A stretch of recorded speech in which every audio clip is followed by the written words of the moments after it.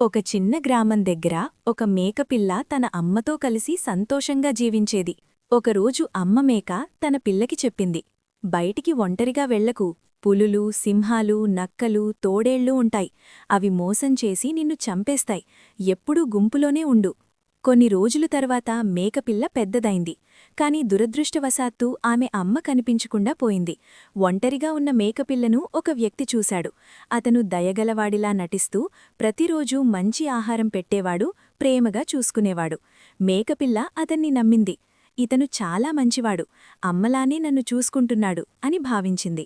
ఒకరోజు ఆ వ్యక్తి మేకపిల్లను అడవిలోకి తీసుకెళ్లాడు. అక్కడ అకస్మాత్తుగా కత్తి తీసి చంపడానికి సిద్ధమయ్యాడు. భయంతో వణికిపోయిన మేకపిల్లకు అప్పుడే నిజమర్థమైంది. ఆమె మనసులో బాధగా అనుకుంది, అమ్మా, నువ్వు నన్ను ఒంటరిగా ఉండవద్దని చెప్పావు, గుంపులో ఉండమన్నావు, బయట ఉన్నవాళ్లు మోసం చేస్తారని చెప్పావు. కాని నన్ను పెంచి తిండి పెట్టేవాళ్లు కూడా మోసం చేస్తారని చెప్పలేదమ్మా. నేను ఒంటరిగా ఉంటే బతికిపోయేదాన్ని. గుంపులో ఉన్నాననే నమ్మకంతోనే నేడు నా ప్రాణం పోతోంది. అలా ఆ మేకపిల్ల మోసానికి బలైంది.